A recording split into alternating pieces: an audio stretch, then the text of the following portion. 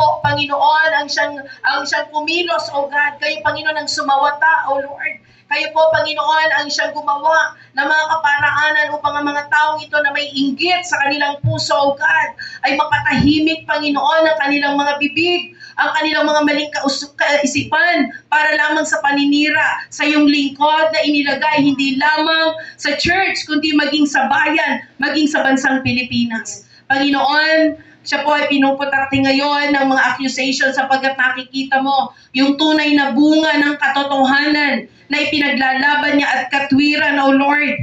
Anti-corruption, Panginoon, para po sa bansang ito sapagkat sa puso niya, O Lord, kay Senator Joel, gusto niyang lumaganap, gusto niya, Panginoon, na umasenso ang bansang ito ng walang korupsyon, O Diyos, na hindi nasasayang ang pondo. Kaya nilalabanan niya, Panginoon, ang mga bagay na ito, O Diyos, upang, Lord, tumayo sa katotohanan at katwiran. Lord, we pray for your holy presence, O God.